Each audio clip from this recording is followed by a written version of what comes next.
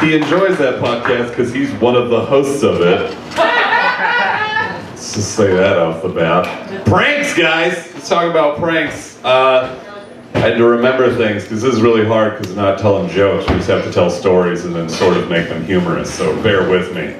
I remember this time, one of my good friends from high school, he was one of my best friends, and then he got with a girl, and he totally abandoned all of his friends. You know that old story where a woman just kind of enveloped him and we never saw him again. They got married, and they invited me and my other good friend, who's a cop now, over to their house.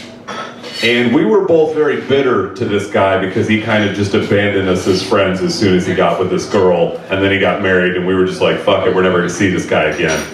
But he invited us over to his house, and then he left us alone in his house. He left me and this other guy who were mad at him alone in his fucking house. He just left. So we pranked everything in that house. We opened up his fridge, and they were terrible people apparently. They had taken out a couple of racks in the fridge so that they could stack 3 liters of Shasta all the way to the top of the fridge, like that's all they had in the fridge. So we took each bottle of Shasta and hid them in a different place in the house and punctured little holes in the bottom of them so they leaked. We're terrible people. We covered the toilet, we opened the lid, and then we covered it in cellophane. So it's very clear, pull it tight so you couldn't see it. And then we painted the toilet seat with mayonnaise. This is terrible. This is gross, I'm just thinking of it. We cut holes in the bottoms of all their cereal boxes so it would just fall out. All their juice. Yeah, you just cut holes in it and then just pick it up, it would fall out. They had a bunch of juice containers, or like milk cartons, and if you cut in the little crevices they have, the triangle top, if you just kind of cut holes in there, if they pour it, it'll just dump out. So we did that. All of this happened to her. They came home after we left. All of these pranks happened to his wife. They got in a fight. They're divorced. And I just think, like, we won, so. Should have been our friend. That's all I'm trying to say. Should have not been a dick. Nah, they're still together. They have a kid. The big prank that I can remember, because I'm not a huge pranker and I don't get pranked often, I used to live with a stripper, and it's weird living with a stripper. They're just weird people. She used to come home and tell me about her day all the time, and she would tell me, she'd come home and she'd look really sad, and she'd be like, oh, I only gave like 10 lap dances today. And I was really confused by that. I'm like, is that too many or too few? Why are you sad? 10 lap dances sounds like a lot of lap dances to me. I didn't get it. She was a terrible person. To give you an idea of how she was the morning stripper shift. She worked the early shift, like at 7, when people just wanted steaks. That's all they wanted. Her real name, her God-given name, was Aurora, and her stripper name was Molly. Doesn't make any sense to me. She had this terrible little dog. It was a Papillon. They're like kind of giant chihuahuas with huge ears and more fluffy. This dog was terrible. It would just bark at anything all day. She wasn't home all day. I was home all day because I work nights. This dog would just bark and shit all over the house and do nothing good to society, and I hated the dog, and I wanted it to die, but I'm not a terrible person, so I'm not gonna kill her dog, but I did. But not physically, with my mind.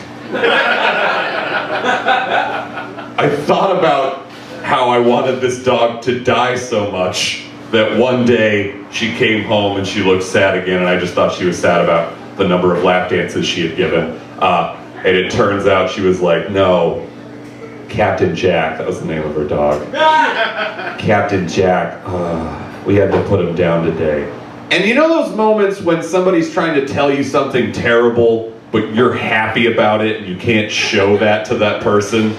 I just looked like I was having a seizure. She's like, Captain Jack's dead, and I'm like, oh! Oh no! Man! And then as soon as she left, I like high-fived my other roommate. I was like, I did it! I killed that fucking dog! If you think about something hard enough, it can happen, guys. I want to please specify I didn't actually kill this dog. It had nothing to do with it. I wouldn't kill the dog.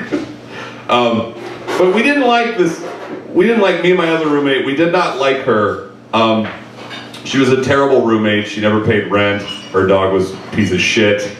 She was constantly having people over and having sex with them. And not just like random, it was like orgies. This lady would have orgies. And my room and her room connected via a vent. So I could hear everything that was happening in a room, and it was horrifying all the time.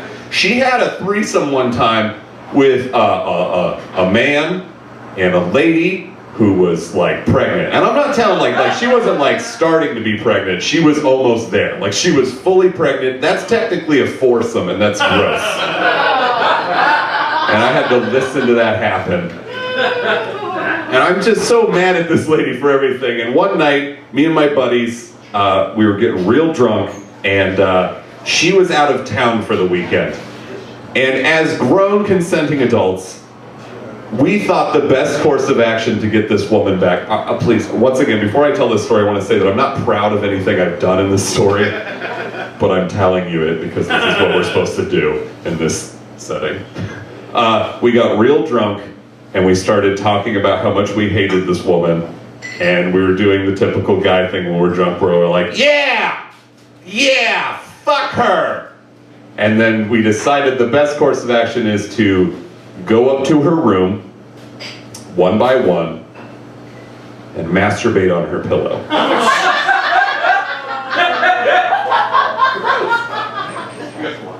Like one after the other, not at the same time. We didn't like, there wasn't three dudes. Still doesn't make it okay, I understand that. We took turns and then, I wonder if it makes it even grosser if we took turns because like my buddy went and did it, and then I went in and I had to look at his jism on a pillow and then do it, and it was just awful. We did this. I also want to make sure that one of the other guys that did this, my good friend Gil, he's a terrible person too. He had an idea one time that he wanted to just like steal people's cats and then post wanted posters for them and get money for that. That's the kind of guy we're dealing with. So we just did this. We all came on her pillow. We came back downstairs. We're like high-fiving like we just did something great. And then it just kind of sank in, what we just did. We're just like, oh no. And then they just left. So I had to sit there just with the knowledge that upstairs my roommate's pillow just had now sadness all over it. And I washed it. I washed the pillowcase. So she never found out. So if you ever find a stripper named Molly, don't tell her that 3 dudes jizzed on her pillow. Probably not the worst thing she's ever gotten done to her, so. Yeah, I'm a nice guy. That's what I did.